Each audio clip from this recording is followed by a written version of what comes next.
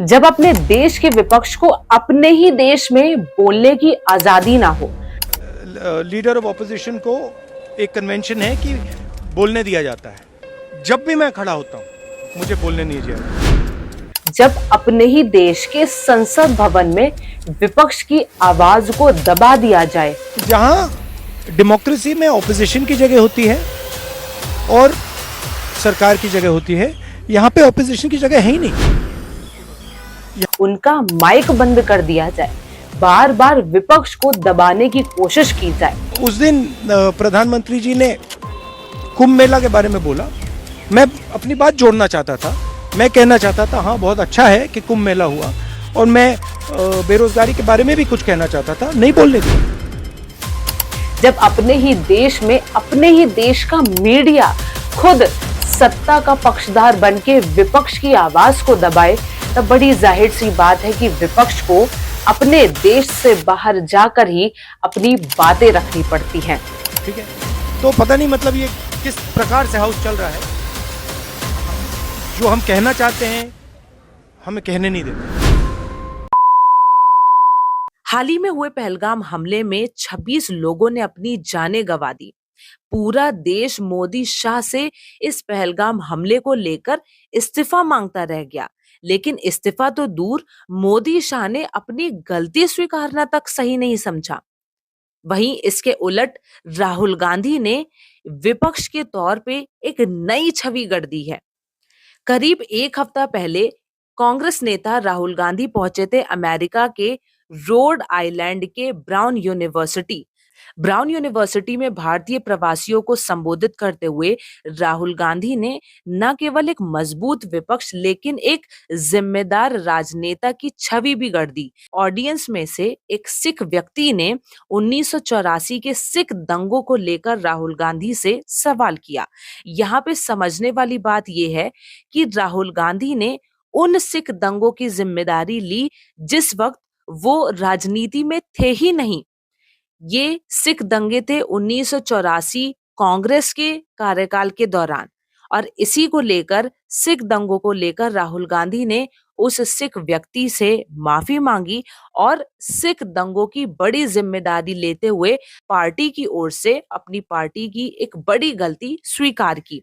वो भी एक वो गलती जिसके जिम्मेदार तो राहुल गांधी थे ही नहीं, क्योंकि जिस समय ये सिख दंगे हुए थे उस समय राहुल गांधी बहुत छोटे थे, राजनीति में थे ही नहीं, लेकिन फिर भी कांग्रेस पार्टी की ओर से उन्होंने सिख दंगों की जिम्मेदारी लेते हुए अपनी गलती स्वीकारी, पार्टी की गलती स्वीकारी, जिसके बाद से करीब 10 दिन पुराना ये वीडियो अब जाकर वायरल हो रहा है, जिसके बाद से लगातार लोगों के अंदर राहुल गांधी के प्रति एक बड़ा सम्मान बढ़ गया है। इतने बड़े सिक्योरिटी फेलियर के बाद भी मोदी शाह ने इस हमले को लेकर अपनी गलती नहीं स्वीकारी।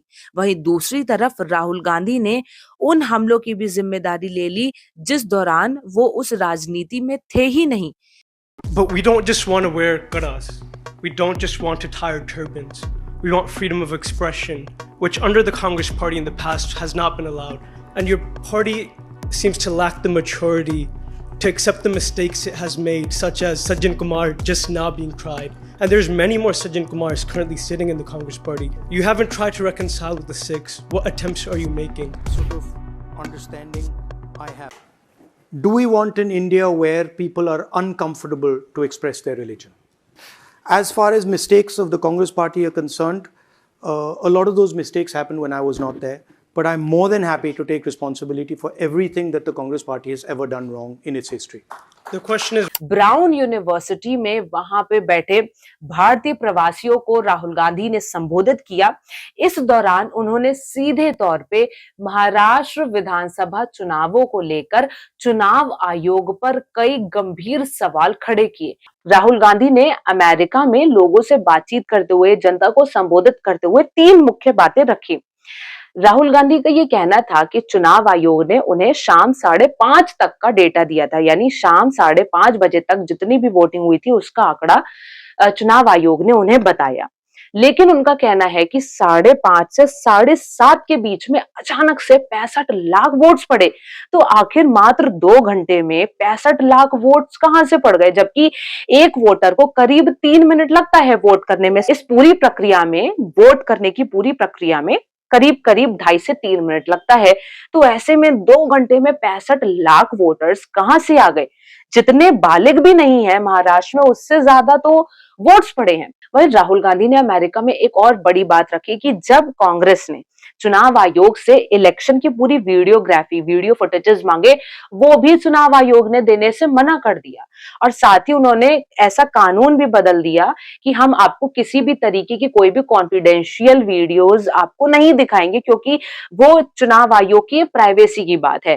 तो यहाँ पे दोस्तों सोचने वाली बात यह है कि तुरंत तुरंत इस तरीके के नियमों में बदलाव क्यों किए गए? आखिर क्यों विपक्ष को वीडियोग्राफी के फुटेजेस आखिर क्यों नहीं दिए गए? क्योंकि अगर सारी चीजें इतनी ट्रांसपेरेंट थी तो आखिर क्यों ये तमाम बातें छिपाई गई? इतना ही नहीं, राहुल गांधी का ये भी आरोप था कि साफ तौर पे चुनाव आयोग सत्ता पक्ष से समझौता कर चुका है, दोनों के बीच में एक समझौता हो चुका है और अब किसी भी तरीके की कोई ट्रांसपेरेंसी नहीं बची। अमेरिका में जनता को संबोधित करते हुए इलेक्शन कमीशन पर 4 बड़े आरोप लगाए। आरोप क्या थे? पहला, लोकसभा चुनाव के लिए 5 साल में महाराष्ट्र में 32 लाख वोटर्स जोड़े गए, जबकि इसके 5 महीने बाद विधानसभा चुनाव के लिए 39 लाख वोटर्स को जोड़ा गया। दूसरा बड़ा आरोप यह था कि उन्होंने चुनाव आयोग से पूछा कि भाई 5 महीने में 5 साल से ज्यादा वोटर्स आखिर कहां से आए, कैसे जोड़े गए। तीसरा बड़ा आरोप था कि विधानसभा चुनाव में राज्य की कुल वयस्क आबादी से ज्यादा तो रजिस्टर्ड वोटर्स कैसे आए, कैसे थे? विधानसभा चुनाव में राज्य की कुल वयस्क आबादी से ज्यादा रजिस्टर्ड वोटर्स कैसे थे? राहुल ने चौथा आरोप लगाते हुए कहा कि एक उदाहरण कामठी विधानसभा है, जहां भाजपा की जीत का अंतर लगभग उतना ही है जितने नए वोटर्स को जोड़ा गया। वहीं आपको साफ तौर पे इन तमाम आरोपों से ये पता लग जाएगा कि काफी संदिग्ध स्थिति दिखाई देती है चुनाव आयोग को लेकर। कांग्रेस ने इलेक्शन कमीशन से वोटर लिस्ट, उनके नाम पते मांगे थे। उनका ये कहना था कि अगर वोटर्स की फोटोग्राफ भी मिल जाए तो भी ठीक है। वहीं साथ ही राहुल गांधी ने लोकसभा और विधानसभा की वोटर लिस्ट की भी मांग की थी। कई मतदाताओं के नाम भी काटे गए थे। इन तमाम चीजों को लेके राहुल गांधी का ये कहना था कि इलेक्शन कमीशन उन्हें तमाम वो डिटेल्स दे जो एक विपक्ष जिसका हकदार है, क्योंकि विपक्ष का अगर कहीं ना कहीं आरोप है सत्ता पक्ष पर या इलेक्शन कमीशन पर, तो आखिर इलेक्शन कमीशन के मन में ऐसा कौन सा चोर है कि वो ये तमाम जानकारियां विपक्ष को नहीं दे सकते। जिस तरीके से दोस्तों अभी हाल ही में पासपोर्ट इंडेक्स में भारत निचले पायदान पर खिसका है, जिस तरीके से लगातार टैरिफ वॉर को लेकर लगातार ट्रंप सरकार मोदी पर आक्रामक है, फिर उसके बाद राहुल गांधी विदेश में पहुंच के जिस तरीके से भारत के चुनाव आयोग पर सवाल खड़े करते हैं, तो आपको कहां तक लगता है कि भाई अंतरराष्ट्रीय पटल पर सच में भारत एक विश्व गुरु वाली छवि लेके आगे बढ़ रहा है? इस पूरे मुद्दे को लेकर आप क्या सोचते हैं? कमेंट सेक्शन में हमें जरूर बताएं। तब तक के लिए मुझे